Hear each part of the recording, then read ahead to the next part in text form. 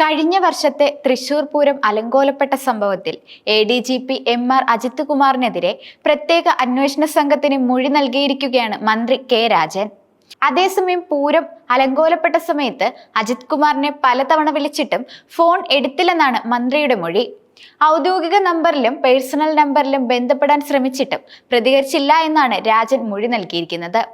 പൂരം നടത്തിപ്പ് സുഗമമല്ലെന്ന് പിന്നീട് അറിയിച്ചിട്ടും പരിഹരിക്കാനുള്ള ഇടപെടൽ അജിത് കുമാർ നടത്തിയിട്ടില്ലെന്നും മന്ത്രി അന്വേഷണ സംഘത്തോട് പറയുന്നുണ്ട്.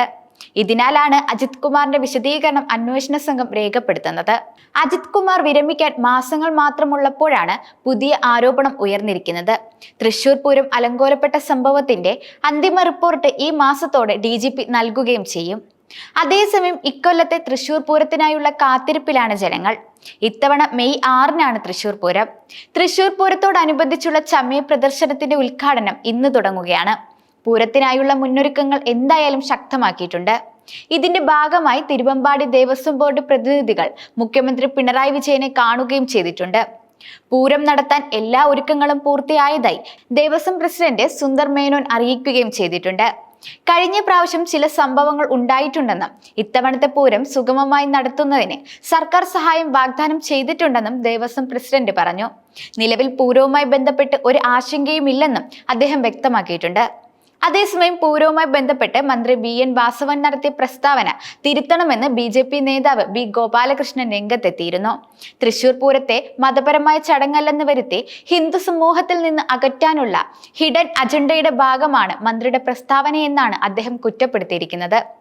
തെറ്റ് തിരുത്തി മന്ത്രി മാപ്പ് പറയണമെന്നും പൂരത്തിന്റെ ചുമതലയുള്ള മന്ത്രി രാജൻ ഇക്കാര്യത്തിൽ നിലപാട് വ്യക്തമാക്കണമെന്നും ഗോപാലകൃഷ്ണൻ വ്യക്തമാക്കുന്നുണ്ട്. തൃശൂർ പൂരം തുടക്കം മുതൽ അവസാനം വരെ മതമാണ്. മന്ത്രി വാസവൻ മാപ്പ് പറയണം, പ്രസ്താവന പിൻവലിക്കണം. അല്ലാത്ത പക്ഷം ദേവസ്വം മന്ത്രിയായിരിക്കാൻ അദ്ദേഹം യോഗ്യനല്ല. മതചിഹ്നമില്ലാതെ കോലം എഴുന്നള്ളിക്കാനാകുമോ എന്നും മന്ത്രി രാജൻ നിലപാട് വ്യക്തമാക്കണമെന്നും പറയുന്നുണ്ട്. ഹിന്ദു സമൂഹത്തിൽ നിന്നും സംസ്കാരത്തിൽ നിന്നും പൂരത്തിനെ അടർത്തി മാറ്റാനുള്ള ശ്രമമാണ് സർക്കാർ നടത്തുന്നത്. പ്രസ്താവന പിൻവലിച്ചില്ലെങ്കിൽ വാസവനെ മന്ത്രിസ്ഥാനത്തു നിന്നും മാറ്റണം. വനം വകുപ്പാണ് അദ്ദേഹത്തിന് ചേരുന്നത്. നിലപാട് തിരുത്തിയില്ലെങ്കിൽ ശക്തമായ പ്രതിഷേധമുണ്ടാകും. ലക്ഷ്മണരേഖ ലംഘിക്കുന്നതാണ് വാസവന്റെ പ്രസ്താവനയെന്നും അദ്ദേഹം കൂട്ടിച്ചേർത്തു. അതേസമയത്ത് ഇന്ന് പൂരത്തിന്റെ സാമ്പിൾ വെടിക്കെട്ടാണ്. തിരുവമ്പാടി പാറമേക്കാവ് ദേവസ്വങ്ങളിൽ ചമയ പ്രദർശനങ്ങൾക്കും തുടക്കം കുറിക്കുകയാണ്. തിരുവമ്പാടിയാണ് ആദ്യ സാമ്പിൾ വെടിക്കെട്ടിന് തിരികൊളുത്തുക. തുടർന്ന് പാറമേക്കാവിന്റെ വെടിക്കെട്ടും നടക്കും. പാറമേക്കാവ് വിഭാഗം ചമയ പ്രദർശനം ഉദ്ഘാടനം രാവിലെ 9-ന് ദേവസ്വം അഗ്രശാലയിൽ നടക്കും. തിരുവമ്പാടി ചമയ പ്രദർശനം ഉദ്ഘാടനം 10-ന് കൗസ്തുഭം ഓഡിറ്റോറിയത്തിലാണ് നടക്കുന്നത്.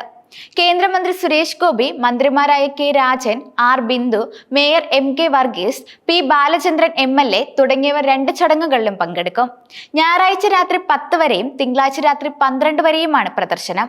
കൂടാതെ കഴിഞ്ഞ കൊല്ലം തൃശൂർ പൂരം അലങ്കോലമാക്കാനിടയാക്കിയ 2 കാര്യങ്ങളിൽ പരിഹാരമുണ്ടാക്കാൻ മന്ത്രിമാരുടെയും ഉദ്യോഗസ്ഥരുടെയും നേതൃത്വത്തിൽ ശനിയാഴ്ച ചേർന്ന യോഗം തീരുമാനിച്ചിരുന്നു.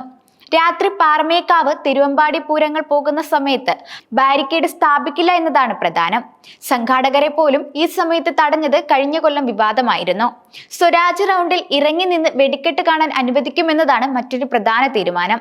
കഴിഞ്ഞ പൂരത്തിന് മണിക്കൂറുകൾ കാത്തുനിന്നവർ പോലും വെടിക്കെട്ട് കാണാനാകാതെ തിരിച്ചുപോയത് വലിയ പ്രതിഷേധത്തിന് ഇടയാക്കിയിരുന്നു. ഇത്തരം സംഭവങ്ങളെ തുടർന്നാണ് കഴിഞ്ഞ പൂരത്തിന്റെ ചടങ്ങുകൾ അലങ്കോലമായതും വലിയ രാഷ്ട്രീയ ആരോപണങ്ങൾക്ക് കാരണമായത്.